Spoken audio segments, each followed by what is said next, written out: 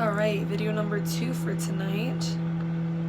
So this one's going to be about telling people no, and I wanted to make this video because I had a situation tonight where I just had to, one, explain it, and two, kind of run it back if I could go back and do it over again, which, you know, we all learn our lesson, stuff like that. So listen, every club has different rules, right? Some clubs will sit there and be like, alright, we don't really care what you do, as long as you're clean. You know, some clubs it's like a free-for-all. Other clubs, it's very squeaky clean. You can't do this, you can't do that, you know, which, honestly, it works in favor of the girls that way. Because you want to keep this whole, you want to really, how do you say it? You want to maintain the innocence of just dancing, you know what I mean? Yeah, there's some girls who are full-service sex workers, you know, nothing's wrong with that, but if you're in a strip club and you just want to dance, that's it. You don't want to, you know, give out any hand jobs, blow jobs, anything like that, then, you know, there's certain clubs that are better for you to work in versus the free-for-all clubs. And even then, one of the first things you want to do is set your limits, set your boundaries. Tell them what they can and cannot do when they go to the lap dance. Remember, if you guys do dance at the bar or whatever, VIP, champagne, let them know up front what's gonna go down and what's not gonna go down.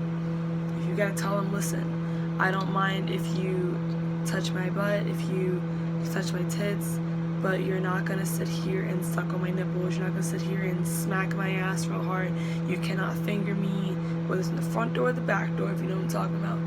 You know, let them know what they can do. If you don't want to be touched at all, tell them, hey, you gotta sit on your hands, you gotta put your hands behind your head, whatever it is, okay? So yeah, setting limits. Number 2, which I kind of want to save this for last, but since it's already in the forefront of my mind. Number 2, do not ever feel the need to apologize to somebody for the limits you set, you know? So basically, like, you know, if you tell them your limits, and they're like, alright, but in the back of their mind, they're like, oh, I can convince her. Since I'm paying her, she's gonna do whatever I want her to do. And it's like, no.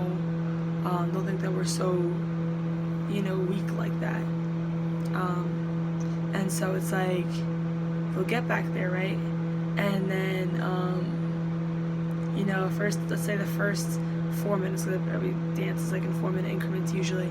Oh, like, well, you know, we got through the first dance and everything was good, and then let's say you get to the second dance and they start trying to be a little frisky, starting to move your hands in places where you already established before, like, no, it's not going to happen. And they're just like, oh, well, you know, just once, and they try to persuade them, try to sound all nice. It's like, don't feel the need to be like, no, I'm sorry, you can't do that.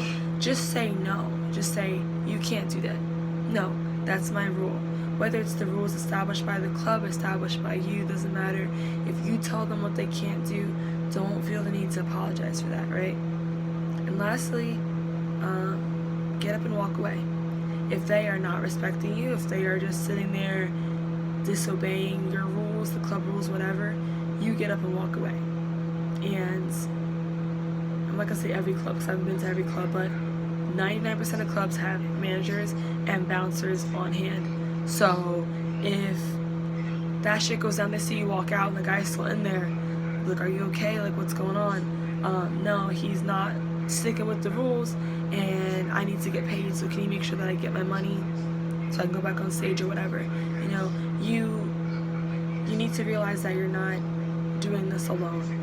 Even though you're on stage by yourself and you're kind of making money for yourself, you are not working alone. You have these people working around you to protect you and to make sure that you get paid and that you are safe at the end of the day. That's what it is for, you know? So it's like, you know, if you are somebody who does stuff outside the club, that's your prerogative, but realize that your safety in the club is protected by the staff there. Once you leave the club, once you drive off the property, you know, you have to defend yourself, but it's like, most times, as long as they protect you inside the club, then you're good, right?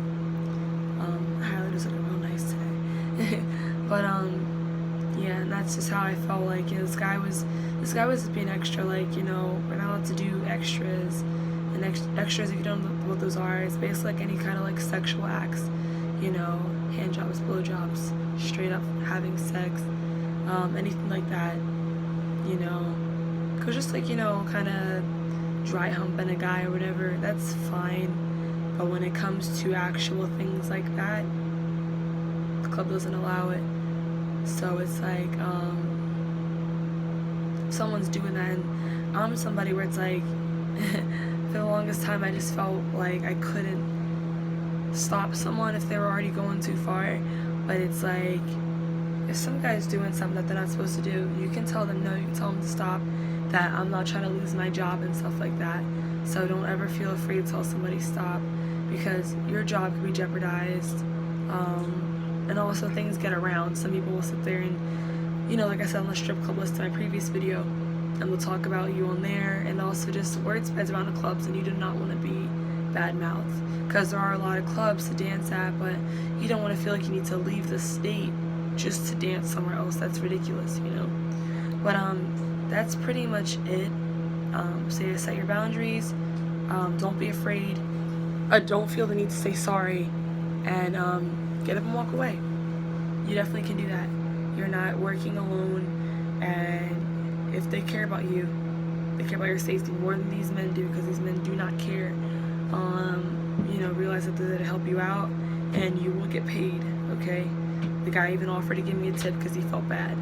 But it's like, you know, definitely take care of yourself in that way, okay? Don't risk your safety for some money. Alright, that's enough for tonight. I'm not sure what the next video is going to be about.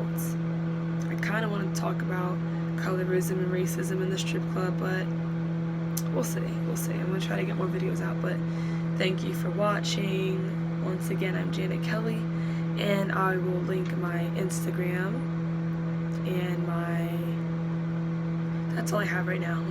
My Instagram, if you want to direct message me, anything like that. I'm always willing to have conversations and help anybody who's trying to get into the industry, anybody who is in the industry right now and just wants to talk, or anybody who's leaving, whatever.